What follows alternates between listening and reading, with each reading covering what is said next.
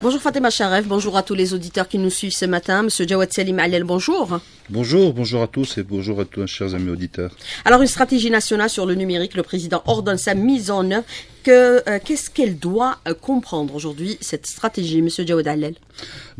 Écoutez, c'est dans le cadre de la continuité, parce que le président de la République, dans la vision de la nouvelle Algérie digitale, mise en place avec toute l'action nécessaire, met en place un peu le cadre juridique et beaucoup plus le cadre sécuritaire qui encadre cette stratégie numérique.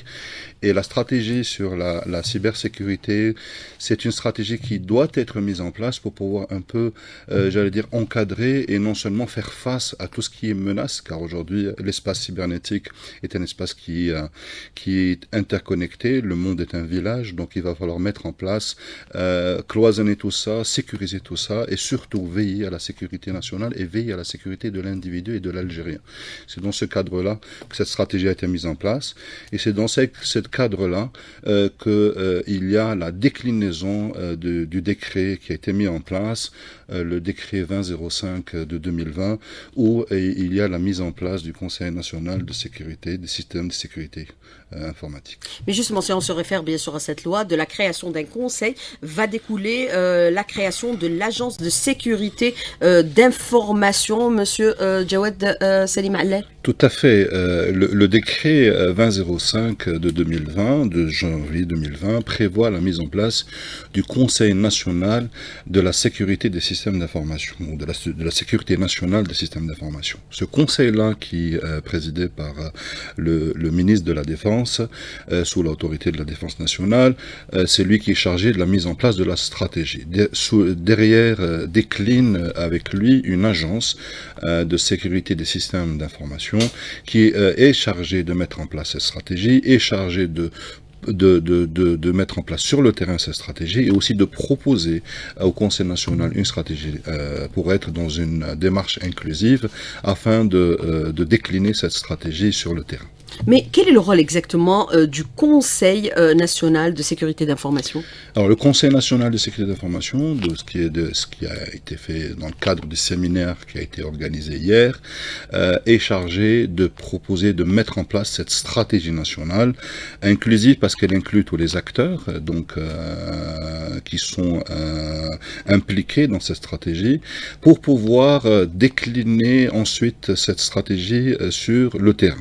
L'objectif, c'est que dans le cadre d'une stratégie, toujours, parce que le gouvernement, le président de la République, dans le cadre de la déclinaison de la stratégie numérique, doit mettre en place aussi des stratégies de sécurité, et le ministère de la Défense, dans le cadre aussi de ses missions de protection territoriale et de protection de cyberterritorialité, parce que là, on commence à parler de cyberterritorialité, donc doit mettre en place une stratégie de défense nationale et une stratégie de cybersécurité. Cette stratégie-là doit être déclinée ensuite au niveau de toutes les entreprises, on doit être au niveau de toutes les institutions privées ou publiques, même à l'échelle comportementale de l'individu, à l'échelle, familiale et sociale. Alors, mais quelle est la différence entre le Conseil et l'agence qui sera mise en place prochainement? Alors, le Conseil est un organe qui met en place la stratégie, qui dialogue avec l'institutionnel, qui dialogue aussi avec la coopération étrangère. Donc, il est chargé de mettre en place cette stratégie et veiller avec de l'inclusif à ce que cette stratégie est en cohérence avec tout ce qui est nouvelle approche. L'agence nationale, par contre, elle a un rôle beaucoup plus opérationnel. Elle est là pour un peu veiller et faire de la veille, de voir un peu ce qui se passe, de donner les autorisations nécessaires, mettre ce qu'on appelle tout ce qui est en termes d'applicatif, de tout ce qui est, si par exemple aujourd'hui il y a des autorisations à mettre en place, ça sera l'agence qui l'a fait et non pas le Conseil.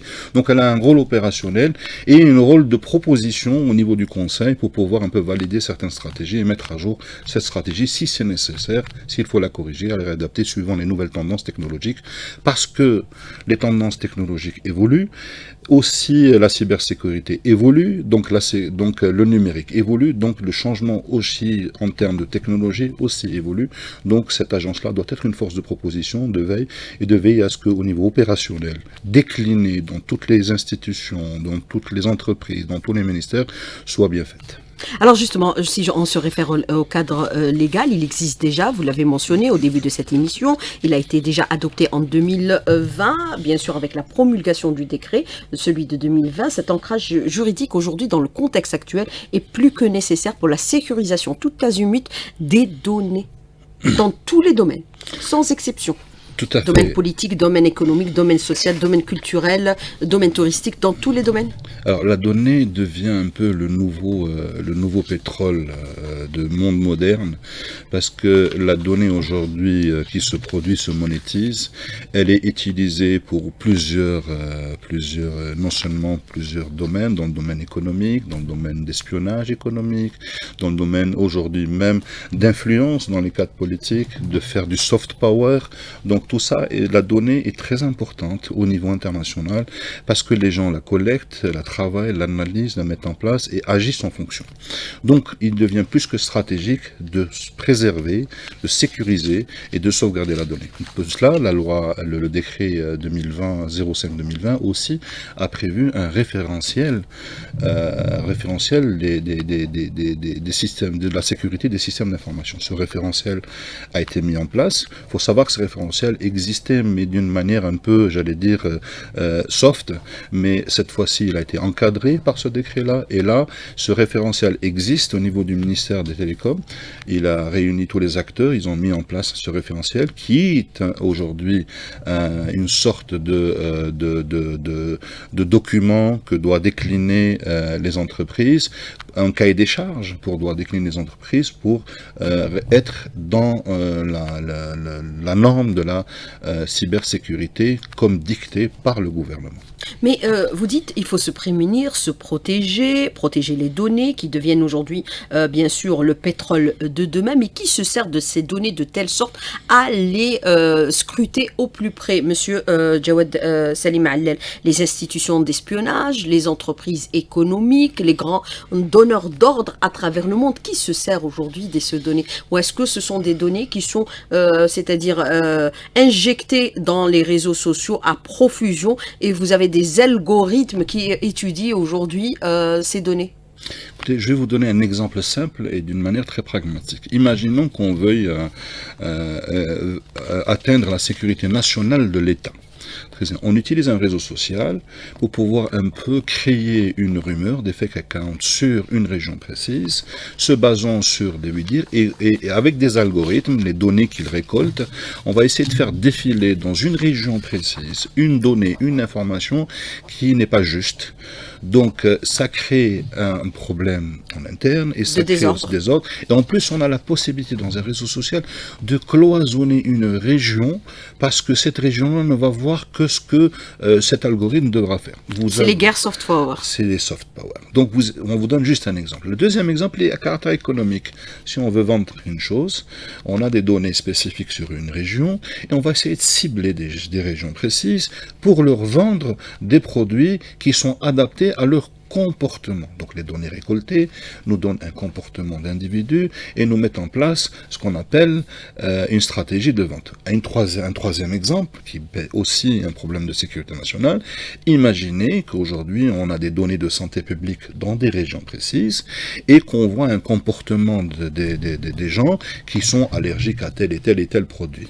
Vous savez qu'il y a aujourd'hui ce qu'on appelle des aliments qui pourraient aujourd'hui créer ce qu'on appelle une mortalité juste en mangeant des aliments précis parce qu'on a un comportement de santé. Donc ces analyses de santé publique qui sont des données de santé qui sont importantes, qui sont sensitives, qui sont sensibles, font partie de ce qu'on appelle de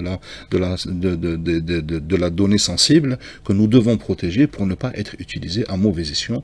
Ou bien si on doit l'utiliser à bon escient, il faudrait une autorisation, d'ailleurs la loi 1807 qui va rentrer en vigueur avec l'autorité nationale de protection des droits personnels, va encadrer l'utilisation des données personnelles, va mettre en place des cahiers des charges au niveau des entreprises pour comment utiliser, va même donner des autorisations à utiliser ces données personnelles et va mettre aussi un cadre coercitif juridique de telle façon que si on enfreint la loi par rapport à ça, il y a des mesures coercitives qu'on doit appliquer parce que la donnée personnelle de l'individu, on la protège pour sa vie personnelle, on la propose par sa dignité, par sa réputation et tout cela est en encadré par cette batterie juridique qui est complémentée par la loi 1807.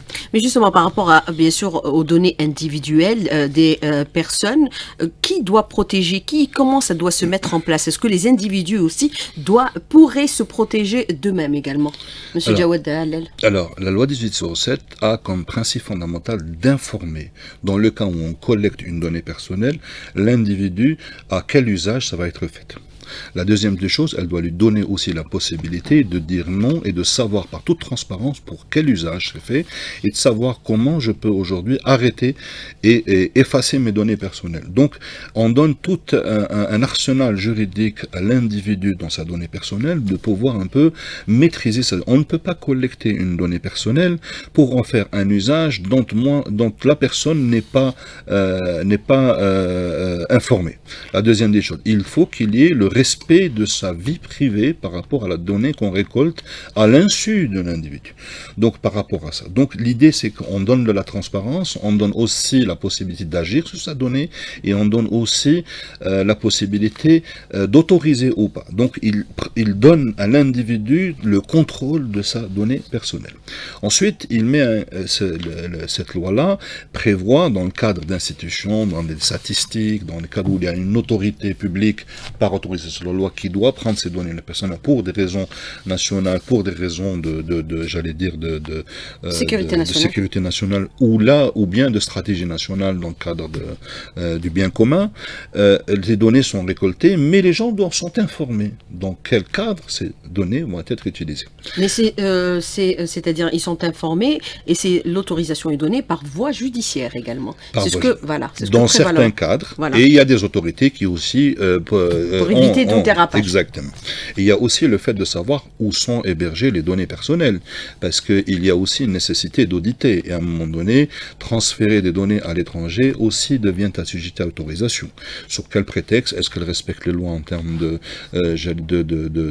protection de données personnelles? Et le fait de savoir pour quelles raisons les données ne sont pas ici, et là, même la loi 1807 vient, parce que l'ancrage juridique de la sécurité nationale sur de la stratégie doit aussi s'imprégner de la loi 1807, parce que en termes de données, de protection de données personnelles et des données stratégiques et des données sensibles, l'hébergement local doit être quelque chose, un axe important, auquel cas il n'y aura pas de contrôle sur la donnée, et la donnée pourrait être, pour une raison ou une autre, assujettie à une utilisation soit subversive, soit économique, soit d'espionnage. Mais justement, quand vous parlez de la question d'hébergement, l'hébergement local, c'est un grand enjeu aujourd'hui économique et politique à la fois, monsieur Jawed Salim Allel. Tout à fait. Écoutez, puisque nous savons que nos données partent à l'étranger pour revenir vers nous. Avons-nous contrôle on n'a pas développé le point des aides. Avons-nous contrôle de notre donnée? Si les données ne sont pas ici, c'est comme si que vous aviez, je répète encore une fois, c'est comme si que vous aviez votre appartement ailleurs, à l'étranger, vous venez tous les matins vivre et vous repartez le soir ailleurs, prendre un avion. Donc, est-ce que vous avez contrôle chez un appartement dans le cas où une loi change dans le pays externe, où vous n'êtes plus propriétaire? On a vu le cas de la Russie qui a été spoliée de ses biens parce que pour une raison ou une autre. De la même manière, il faut savoir que les Américains, la stratégie américaine, elle a le Cloud Act, et donc c'est le Patriot Act, donc elle a ce qu'on appelle les lois interterritoriaux qui puissent à un moment donné vous prendre vos données. Donc qu'est-ce que nous avons fait? Qu'est-ce qu'il faudrait qu'on fasse aussi? C'est cet ancrage de loi 1807, le décret du 2005, tout ça, c'est une batterie de lois qui va inciter les gens, puisse forcer les gens à héberger localement, ça deviendra tellement difficile d'héberger à l'extérieur, il y aura des autorisations et une justification et les mesures coercitives seront tellement grande, on va jusqu'à des fois 5 ans d'emprisonnement. Donc vous savez que la coercitivité, on ne joue pas avec la donnée personnelle de l'Algérien, on ne joue pas avec les données sensibles.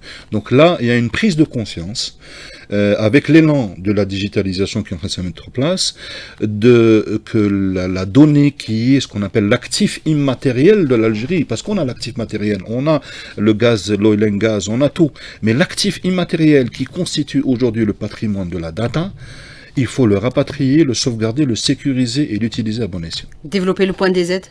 Le point des aides, oui, impératif, ça fait partie de la souveraineté, parce que le point des aides est un point des aides algérien, acheté par l'Algérie, qui coûte à l'Algérie, qui est donné gratuitement, donc il faut le dire, il faut dire que l'État a subventionné le point des aides, parce qu'elle le paye à l'international, sa création, elle paye des redevances par rapport à la création du nom de domaine international, mais c'est aussi synonyme de souveraineté nationale, parce que ça crée ce qu'on appelle l'identité numérique. Le problème aujourd'hui, on découle sur une identité numérique. Quelle identité numérique nous devons avoir? Et c'est des aspects que nous aborderons encore une fois dans la deuxième partie de l'invité de la rédaction. 5 minutes seront également consacrées aux questions des auditeurs qui nous contacteront sur notre page Facebook invité de la rédaction. Monsieur Jawed Salim Allel, merci. Restez avec nous, on revient dans un tout petit moment. À tout de suite.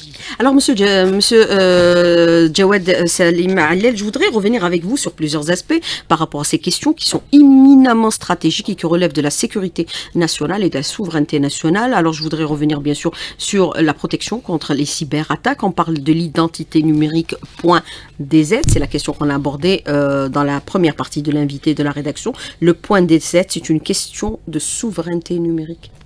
C'est le premier axe de souveraineté numérique. La première des choses, c'est que ce que tout le monde a aujourd'hui, tout le monde, depuis nos enfants jusqu'aux gouvernants, c'est un email. Donc l'email, c'est s'il y a autant de millions d'habitants, c'est autant de millions d'emails. Donc vous savez combien de quantités de données. Aujourd'hui, si on doit mettre en place une stratégie juste pour la partie email, on rapatrierait un certain nombre, une grosse quantité de données en Algérie. Le point des aides est un garant de sa souveraineté nationale, parce qu'il est la propriété de l'Algérie, il est la propriété. Le CERIS l'avait acheté. Il est domicilié chez nous. Ouais, le CERIS l'avait acheté. Le CERIS était mortel. Au début, dans les années 90, c'était la première des choses qu'il avait faites. L'encouragement du point des aides. Je vous donne une chose. L'usurpation de l'identité sur un mail, Gmail, Yahoo, je peux prendre Madame Souila Lachmi, votre nom et prénom, je rajoute juste quelque chose et je crée votre Gmail. Et je me fais passer par vous. Parce qu'il n'est pas contrôlé, il n'est pas ceci. Le point des aides, il est réglementé, il est contrôlé. On sait qui est le propriétaire. Même si vous achetez un .com, tout le monde peut acheter un .com, tout le monde peut le faire. L'identité aujourd'hui, surtout professionnelle, je parle surtout professionnelle, elle doit refléter la profession. Elle doit être dans le cadre de la e-réputation.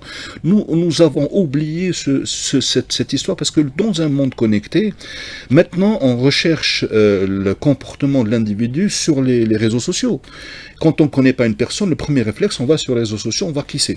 Si aujourd'hui il a un comportement qui n'est pas cohérent avec sa vie professionnelle, ou bien même pour les étudiants qui veulent se faire recruter, attention, vos profils numériques ne reflètent pas sur beaucoup de choses. J'ai vu des gens qui m'envoient un email avec j'aime la vie, c'est un .com, avec son adresse email, avec je ne sais pas quoi, en me disant je suis un consultant, je suis un expert. J'ai dit ben non, la première expertise c'est je reçois un mail qui m'identifie à vous et quand je vous vois, c'est pas du tout ce que je reflète. Ce n'est pas normal. Donc la première des choses qu'on peut faire, c'est quoi? C'est de sensibiliser les professions à déjà héberger leur messagerie en Algérie et de proposer des points des aides et d'aller vers ce qu'on appelle des profils professionnels qui reflètent leur identité. C'est en clair, dans ce contexte d'espionnage, de piratage et de vol de données, exactement. Il faut complètement abandonner les Hotmail, les Gmail et les Yahoo, c'est ça, et aller vers le point des aides. Monsieur Jawed Salim Allel, notamment pour ce qui concerne les secteurs de souveraineté nationale, comme par exemple la présidence de la République, la défense nationale. On peut aller même vers certaines entités économiques, comme par exemple Sonatrach, qui a fait l'objet d'un moment donné de plusieurs attaques cybernétiques. Tout à fait. Pour le vol de ces données. Les entreprises qui sont souveraines et qui sont qui même sont la présidence de la République à un moment donné. Oui, ont mis le paquet pour la cybersécurité. Mais aujourd'hui, je vois encore malheureusement des institutions, et c'est pire que ça, envoyer des fax aux gens en leur disant envoyez-nous vos rapports sur un Gmail, un Yahoo. Encore jusqu'à maintenant, ça fait 2 ou 3 jours, on a reçu des fax avec une institution que je ne nommerai pas, une direction que je ne nommerai pas, avec un envoyez-nous sur yahoo.fr. J'ai dit, mais attention, mais vous n'avez pas vos points des aides, gov.dz. Normalement, vous devez l'avoir, ce n'est pas possible que vous ne l'ayez pas. Donc, il y a une stratégie nationale. Il faut le mettre en œuvre rapidement. Il faut le mettre. Au niveau de toutes les institutions. Il est déjà mis en œuvre, il est déjà mis en place. Non, c'est-à-dire le généraliser à toutes les institutions. L'instaurer, l'instituer, et en plus que ça, prendre des mesures nécessaires pour l'imposer. Il faut l'imposer, on doit l'imposer, on n'a pas le choix. C'est comme le dentiste quand on vous dit ne mangez plus de chocolat alors que vous adorez le chocolat. Je sais que vous adorez le chocolat, mais c'est interdit parce que vos dents vont...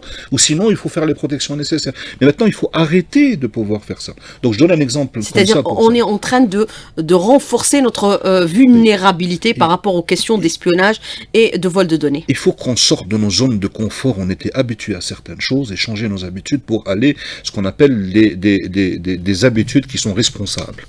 Et aujourd'hui, il s'agit de souveraineté nationale. Vous savez qu'une donnée toute seule, peut-être elle est insignifiante, mais quand vous la recoupez ensemble, elle crée une vision que peut-être d'autres n'ont pas. Et c'est la stratégie du puzzle. Donc, et c'est la stratégie de l'espionnage aussi. Hein. Mais est-ce qu'on peut considérer aujourd'hui que dans ce domaine, bien sûr, d'espionnage et de vol des données, certains pays étaient à l'avant-garde? Par exemple, vous avez la Chine qui a créé son propre réseau social et vous avez aussi la Russie qui a créé un espace de super sécurité d'information qui ne permet pas, bien sûr, à certains réseaux de pénétrer son territoire. Tout à fait, ils ont été un peu avant-gardistes, ils ont mis en place une stratégie, ils ont commencé... Et ça leur a permis de se prémunir dans le contexte de conflit actuel. Ils ont commencé à mettre en place des équipementiers chinois pour pouvoir se défaire de la stratégie américaine. Après la stratégie, ils ont mis en place ce qu'on appelle leur système d'information chinois basé sur de l'open source et travailler pour évoluer rapidement parce que c'est des raccourcis. Ils ont commencé à mettre leur réseau par rapport à leur propre technologie et là, ils sont carrément pratiquement autonomes. Et là, on est en train de parler de deux voies numériques, la voie numérique chinoise et la voie numérique américaine. Et nous, pratiquement, on essaie de trouver, est-ce qu'il y a une troisième voie numérique, comme je l'avais dit la dernière fois ici. Est-ce qu'on va être dans les non-alignés d'avant ou est-ce qu'on va aller dans notre propre stratégie? Donc il y a des pays qui ont choisi des stratégies, qui ont mis en place des stratégies pour être complètement autonomes, complètement avec leur propre technologie. Et là, on voit le cas de la Russie. Ils ont créé des champions mondiaux. C'est Kaspersky, qui est un champion de la cybersécurité. Il est russe parce qu'il y avait un besoin d'avoir une sécurité nationale, des acteurs, des champions pour pouvoir pallier à cette sécurité. Et parmi eux, il y a beaucoup d'autres acteurs aussi, chinois aussi, qui sont leaders dans la cybersécurité, dans le cloud et dans beaucoup de choses. Hein. Alors, je voudrais revenir avec vous aussi sur plusieurs aspects. Nous avons vu aujourd'hui que le président de la République prend le taureau par les cornes. Il ordonne de la mise en place et l'accélération des procédures pour, bien sûr, assurer cette cybersécurité contre, bien sûr, les attaques cybernétiques. Est-ce qu'il faudrait aussi, parallèlement, former en conséquence, puisqu'on a vu même dans le discours du président de la République qu'il n'a pas fait la distinction entre le privé et le public dans l'implication de la lutte contre les attaques cybernétiques? Alors, il faut savoir que les grandes attaques viennent de l'intérieur. 60% des attaques viennent de l'intérieur. Pour plusieurs raisons. C'est des raisons de comportement, c'est des raisons de réflexe. On peut oublier certaines choses, être malveillant, ou bien être, j'allais dire, irresponsable en faisant certaines choses. Donc c'est ça un peu le tout général. Pour revenir à ça, le président de la République, dans son discours, insiste sur la ressource humaine. Alors, en insistant sur la ressource humaine, parce que le cyber-gendarme de demain, c'est l'ingénieur. C'est l'expert en technologie. Et c'est eux qui vont faire aujourd'hui notre armée de cybersécurité, que ce soit dans le privé ou dans le public, parce que tout le monde est concerné. Et aujourd'hui, nos gros problèmes, nos gros soucis que nous avons. Nous, les universités forment beaucoup des milliers d'ingénieurs. Combien d'eux restent dans le pays? Qui les forme? Le tissu privé des PME forme tout le monde. Ça leur coûte près d'1 million de dinars pour les former, pour les mettre opérationnels. Et après, ils partent. Parce qu'il y a une grosse demande en Europe, une grosse demande en Amérique du Nord. Tout le monde part. Alors, pourquoi? Même au Moyen-Orient. Parce qu'aujourd'hui, on n'arrive pas à ancrer nos ingénieurs, on n'arrive pas à donner des plans de charge aux entreprises pour leur donner des projets stratégiques. Parce que d'abord, l'ingénieur, la première carotte qu'il a, c'est un environnement technologique pour travailler, pour évoluer. Donc, bien sûr, il y a l'aspect salaire, il y a l'aspect écosystème, il y a tout ça. Mais aujourd'hui, nous devons sauvegarder le tissu des PME algériennes spécialisées dans la cybersécurité et le numérique pour pouvoir garder les ingénieurs, pour pouvoir ancrer cette culture humaine ici. Alors, la troisième des choses, dans le décret 2005, dans la constitution des agences du Conseil national et des agences... On a exclu le privé. Malheureusement, on a exclu le privé. On a exclu les représentants des entreprises privées. Le président, il a rétabli les choses hier. Il a donné le là. Il n'a pas aujourd'hui, il a mis public et privé. Le et est une conjonction de coordination qui ne fait pas la différence entre le premier et le deuxième. C'est ce que j'ai appris en logique mathématique. Donc aujourd'hui, dites-moi, dans les organisations, pourquoi les organisations privées qui représentent le 97% du tissu économique algérien, même en termes de numérique, ne sont pas sollicités? Ils sont sollicités en tant qu'experts, individus. Mais en tant que tissu, qui installe les routeurs et les passerelles dans les institutions? C'est des organisations privées, c'est des entreprises nationales algériennes. Qui est au courant de la technologie? Qui forme les ingénieurs d'une manière permanente? Ils peuvent être des sortes de veille, ils peuvent être des sortes d'informations inestimables. Donc, de grâce, s'il vous plaît, associez les privés dans les organisations pareilles, et dans les conseils pareils, et dans les agences pareilles. Ils seront d'une grande utilité et d'une grande efficacité. Oui, mais justement, par rapport à ce qu'il a déclaré le président, on a vu dans son discours, dans son intervention, il a demandé à accélérer les procédures, à former en conséquence, bien sûr, des gens qui seront en charge un peu de ces espaces cybernétiques à l'avenir, aller vers, bien sûr, l'intelligence artificielle, on s'y bien sûr, achemine. Mais aujourd'hui, est-ce que cela signifie, par son intervention, quand il ne fait pas de distinction entre le privé et le public, il faudrait aller vers l'amendement de la loi de 2020 pour intégrer le privé national? Probablement, c'est les entités nationales, d'une façon ou d'une autre, qu'elles soient privées ou publiques. Même à titre consultatif, au début, on peut inviter des organisations, parce que le Conseil peut inviter à titre consultatif qui il veut, dans le cadre de cette réunion. Et cet amendement serait beaucoup plus nécessaire à mettre en place, parce que le cadre inclusif, parce qu'il s'agit aujourd'hui de sécurité nationale, qu'on soit privé ou public, on est tous concernés.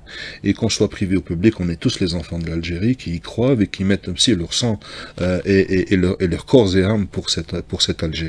Donc, par définition, il n'y a pas de distinguo, et le président de la République, depuis son investiture à ce jour, il ne cesse de le répéter quotidiennement, hebdomadairement, que ce soit Conseil des ministres ou que ce soit réunion, il le dit, il le redit. Donc, 97% du tissu économique, c'est des privés PME, TPE. Donc, l'employabilité, elle est là. Donc, il faut le faire.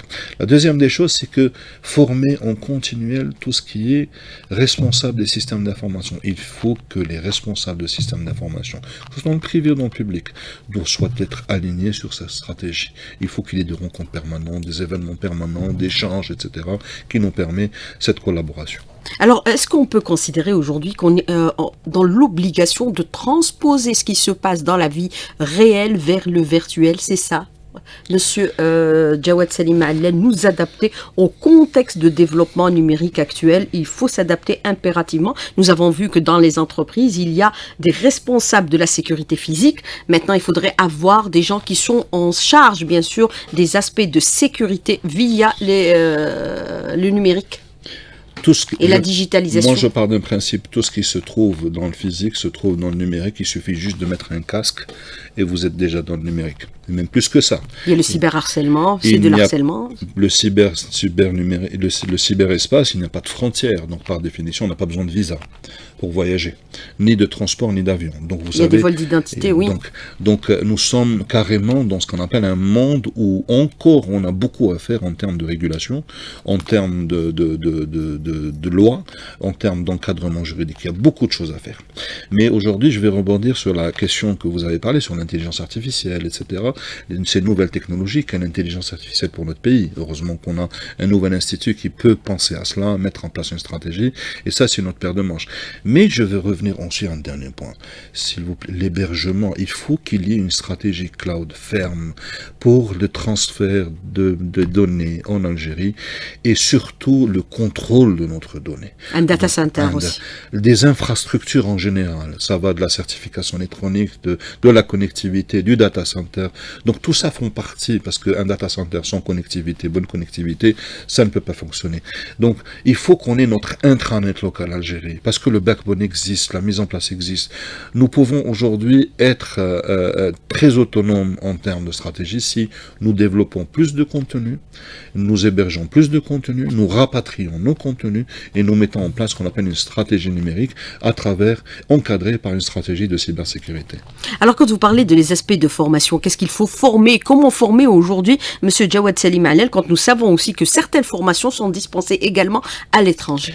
Alors il y a deux aspects de formation. Parce qu'il y a beaucoup de profils à développer. L'expérience que j'ai depuis pratiquement 28 ans dans le domaine de numérique et avoir recruté plusieurs ingénieurs, beaucoup d'ingénieurs dans ma vie, et aussi l'écosystème. Il y a la première formation académique, donc certains dans les écoles qui font de l'écrémage des meilleurs, et à travers leurs notes bien sûr et leurs mérites, c'est de la méritocratie, et il y aura des ingénieurs qui sont probablement à la pointe. Il y aura les universités de masse qui produisent aussi, qui font de l'enseignement, mais tout ce tissu d'ingénieurs a besoin d'une période d'induction de formation sur la vie réelle en termes de ce qui se passe en termes de technologie. Il faut des moyens et beaucoup de moyens. Beaucoup de moyens. La sécurité n'a pas de prix non plus. Exactement. Il y a beaucoup d'autres constructeurs qui proposent des programmes de formation pour les certifier dans leur technologie.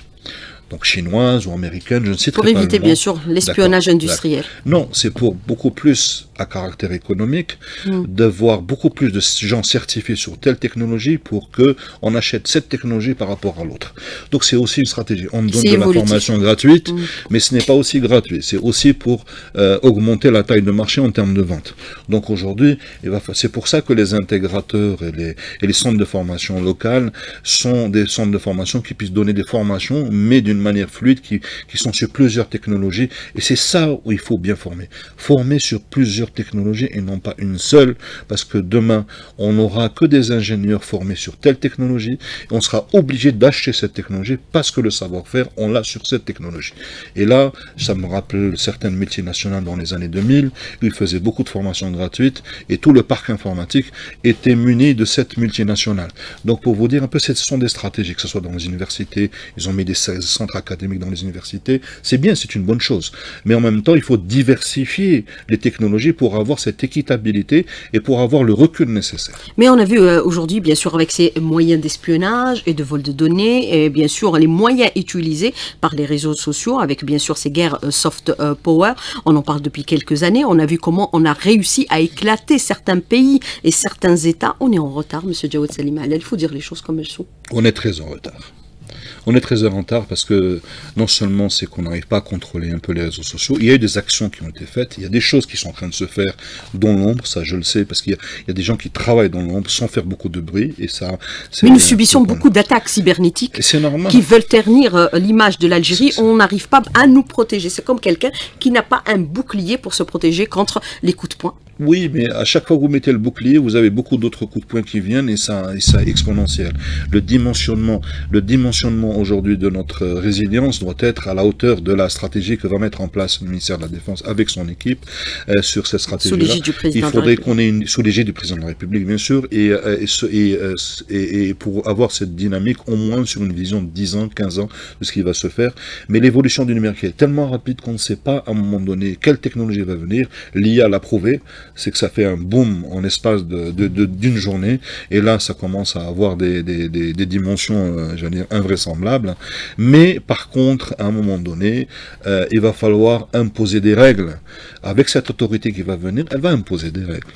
Parce qu'aujourd'hui, même si c'est, admettons même le fait qu'on a des réseaux sociaux, des attaques, mais nous n'arrivons pas à monétiser d'une manière claire, ni de rentrer dans des cadres de taxes, de tout ce qui est taxe de l'État, ce qu'on appelle l'impôt, de toutes les transactions qui se font en noir sur ces réseaux sociaux-là, parce qu'il y a une perte économique importante. Et aujourd'hui, nous avons plus de 22 millions de bonhommes connectés. Nous avons un secteur e-marchand en parallèle qui n'est pas formalisé et qui fait du cash à travers ces réseaux sociaux-là. Et ça, c'est des masses financières extraordinaires. Et l'enjeu est énorme là-dessus.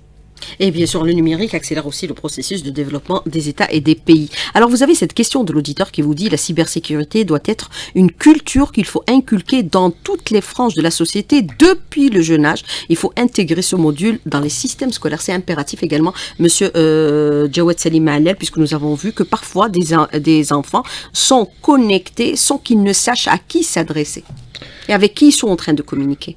Je vais être très critique là-dessus. Nos enfants sont numérisés. Quand ils rentrent dans une école, ils attendent d'avoir un tableau digital. Ils trouvent toujours un tableau avec de la craie. Donc, première des choses, comment on peut inculquer une notion de cyberespace si aujourd'hui nous n'avons pas aujourd'hui des écoles, des classrooms qui sont digitalisés. Donc, la première culture, c'est normal. Il faut inculquer nos enfants, s'ils n'ont pas un écran digital, s'ils n'ont pas des fils avec leurs doigts, ils abandonnent la plateforme. Ici, on est avec le Wi-Fi, ils sont connectés, aux réseaux sociaux, et avant qu'ils aillent à l'école, ils sont déjà smart dans leur tête. Donc, c'est une obligation et aujourd'hui, il faut l'introduire d'une manière claire. Il faut que l'éducation nationale, au même titre qu'elle a mis l'anglais, elle a été ordonnée par le président de la République d'introduire l'anglais en 3e année, il faut introduire le cybercomportemental, ce qu'on a l'éducation civique numérique. On a l'éducation civique, tarbiya al-madaniya, ndiru tarbiya al-raqmiya, ou tarbiya al-raqmiya, il faut la mettre en place au niveau de l'école primaire. Alors, pour les entreprises, est-ce qu'il faudrait impérativement abandonner le fax et développer leur propre réseau interne? Monsieur Salim Jawed Allel. Je vais raconter une anecdote. Hier, j'ai vu sourire. Hier, j'ai eu quelqu'un, je lui ai dit, voilà, identité numérique, il m'a dit, envoyez-moi un fax, s'il vous plaît, pour que je comprenne. Mon Dieu, hier j'étais tombé, ça il faut le bannir le fax, c'est bon. Non seulement c'est anti-carbone, mais parce qu'il imprime, il gaspille du papier et ça peut nous économiser. Il faut aller, la première des choses en termes paperless. Et le papier c'est des arbres qu'on abat. Exactement, et c'est de l'achat et quand on achète de l'international, c'est des devises alors qu'il y a toute l'infrastructure pour éviter au moins la partie papier et sauvegarder un peu quelques millions de dollars qu'on importe de l'international. Alors pouvez-vous nous orienter sur des liens afin d'accéder à des messageries logées ici en Algérie? Monsieur Jawed Salim Allel. Alors, je vous recommande, il y a une liste, c'est liste l'Autorité nationale de régulation des postes et des communications électroniques, la RPCE, un écosystème. Il y a des hébergeurs qui sont certifiés, qui sont homologués, donc ils ont une licence. Il y en a 4 ou 5, ils sont disponibles. Je ne peux pas dire leur nom parce que j'ai une éthique sur ce plateau télé, mais je vous invite à consulter Plateau radio. Plateau radio. Ah pardon, excusez-moi, c'est comme mon prénom quand vous vous êtes trompé la dernière fois. Et donc c'est aujourd'hui ce qu'on appelle, il faut aller à l'autorité. Vous avez tout l'écosystème numérique. Il faut savoir que l'autorité de régulation des postes et des communications électroniques organise cette profession d'hébergement. C'est pas n'importe qui peut héberger. Attention, elle est régulée, elle est sous licence et vous aurez toute la garantie nécessaire de l'État en termes d'hébergement. Alors aujourd'hui, on parle bien sûr de la cybersécurité, des attaques, cela sous-entend aussi des poursuites en cas d'entrave à ces procédures. Est-ce qu'il faudrait aujourd'hui, est-ce que les magistrats et les services judiciaires sont prêts à traiter des affaires qui peuvent gérer de cet aspect purement technique et technologique, sachant bien le parcours et le cursus de formation de ces derniers, de ces magistrats? Il faut former dans tous les domaines sans exception, monsieur Jawed Salim Allel, pour ne pas me tromper sur votre nom. Le numérique, il est transverse. Donc, et encore une fois, et aujourd'hui, la nécessité de s'adapter même pour tous les magistrats, sans exception, parce que chaque affaire qui se passe ne peut pas se produire sans numérique, et même s'il y a quelques aspects qui sont mis en place, et le numérique doit être ancré dans la formation de chaque magistrat, et c'est obligatoire. Alors devons-nous nous méfier de l'utilisation des plateformes gérées par les entreprises soumises au Cloud Act, notamment Gmail, Owl, Zoom et Yahoo? Écoutez, aujourd'hui... Il faut être prudent. Il faut être très prudent. Et il y a une autorité nationale de développement, de protection de données personnelles. Elle ne vous interdit pas l'hébergement international. Mais il ne faut pas mettre ces données personnelles sur les réseaux sociaux. Soyez prudents. Le comportement, tout simplement. Soyez prudent. Ne mettez pas vos données personnelles sur les réseaux sociaux. Ayez un comportement responsable. Sauvegardez votre prix privé. Ne mettez pas tout. Ne balancez pas tout sur des réseaux sociaux ou bien sur des plateformes. Ni votre itinéraire, parce qu'on peut être aussi agressé. Ni dire, voilà, on est en vacances, on risque d'être être aussi cambriolé. Il y a une limite entre le paranoïa numérique, le numérique. Il y a une limite. Il faut être prudent. Mais je dis, il faut avoir un comportement responsable. Un comportement responsable, c'est partager ce qui est utile. Parce qu'il faut être utile, partager et ne pas partager ce qui n'est pas inutile, donc dont les gens ne doivent pas savoir. Alors, on est en train de constater aujourd'hui qu'à travers toutes ces déclarations, le président est à l'avant-garde. Si on l'avait suivi depuis quelques années, on serait sur la voie carrément de l'émergence. On est en retard. Il faudrait accélérer aujourd'hui les cadences, monsieur Jawed Salim Allel. On est dans l'adoption des lois alors qu'on veut l'effectivité des lois. Vous savez, rapidement sur cette question. Je remercie le président de la République parce qu'à chaque fois que je l'entends, mon moral se remonte. Et une semaine après, il descend parce que ce qui est sur le terrain, les gens ne vendent pas très rapidement.